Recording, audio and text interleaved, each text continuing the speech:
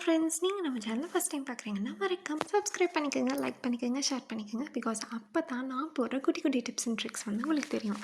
இன்றைக்கி நான் என்ன பண்ணுறேன்னு பார்த்தீங்கன்னா, டீக்ளட்டர் தான் பண்ணிகிட்ருக்கேன். ஏன்னு கேட்டிங்கன்னா, நம்ம வீட்டில் என்ன இருக்குது இல்லைன்னே தெரிய மாட்டேங்குது. அந்த அளவுக்கு பொருள் இருக்குது.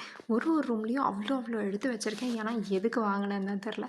அது மட்டும் இல்லைங்க, 2 ஃபேஸ் வாஷ் வாங்கினேன். பட் அது எனக்கு சூட்டே ஆகலை. நாங்கள் யூஸும் பண்ணலை.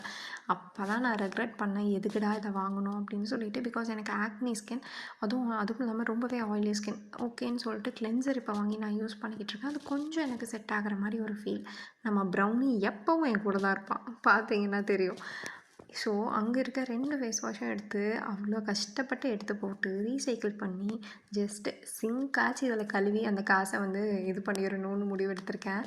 இனிமேல் கண்டிப்பாக இந்த மாதிரி வந்து விலை கம்மின்னு எந்த ஒரு ப்ராடக்ட்டும் நான் வாங்க போகிறதில்ல. எனக்கு என்ன செட் ஆக போகுதுன்னு நான் பார்த்துட்டு தான் நான் வாங்க போகிறேன். அதுதான் நான் இந்த விஷயத்தில் வந்து முடிவு பண்ண ஒரே விஷயம்.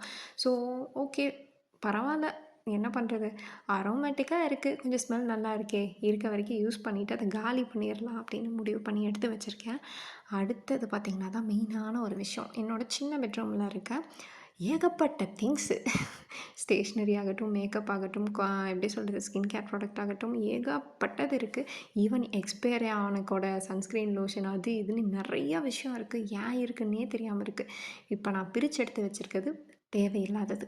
எவ்வளோ இருக்குன்னு மட்டும் பாருங்களேன், எதுக்கு இருக்குன்னே தெரில. ஈவன் மெடிசன் கூட எக்ஸ்பைரி ஆகிடுச்சு.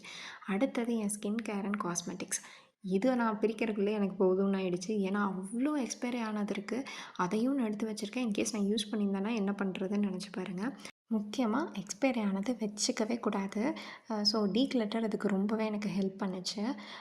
ஸோ இதே மாதிரி நிறைய டீக்ளட்டரிங் வீடியோ பார்க்குறக்கு நம்ம சேனலை சப்ஸ்கிரைப் பண்ணிக்கோங்க, லைக் பண்ணிக்கோங்க, ஷேர் பண்ணிக்கோங்க. இதே மாதிரி நிறைய வீடியோஸில் உங்களை மீட் பண்ணலாம். Until then take care, bye bye.